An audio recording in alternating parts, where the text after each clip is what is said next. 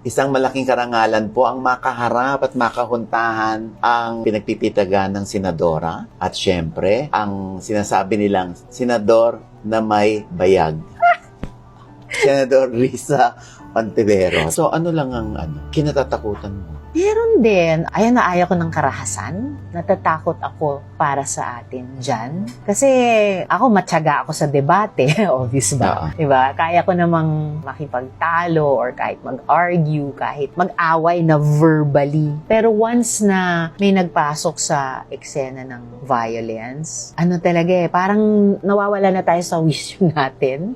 Parang nawawala na yung katwiran. Pag nangyari yun, ang daming pwedeng masaktan So yun yung isang pinakaayaw ko at talagang nag-i-insert sa akin sa sitwasyon ng yung elemento ng takot. Hello.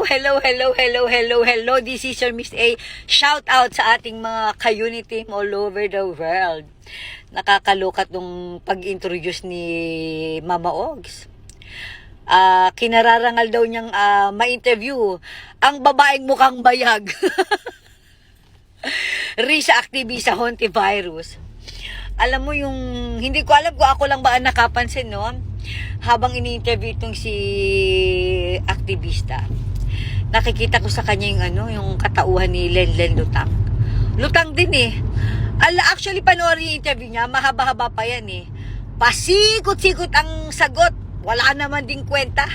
Wala rin namang laman. Alam mo yun? Tanginang yan. At ang nakakaloka pa, yung tinanong sa kanya ni Mama Ogs na ano yung kinatatakutan mo, ganyan. Tangay na yung sagot ito si Risa. Kinatatakutan daw niya ang karahasan.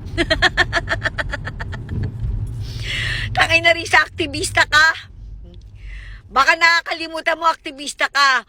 Or baka nakalimutan mo na alam namin aktivista ka.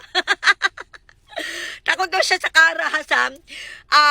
Kasi takot din siya na, alam mo yun, ayaw niyang meron pang ibang mga masaktan. Hindi ka ba naman talaga siraulong baliw kang virus ka? NPA ka? Aktivista ka? Sanay ka sa kalsada?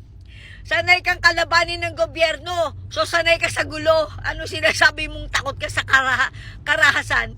Wala ka bang isasagot na yung kapanipaniwala para naman yung mga manonood sa'yo mag-enjoy?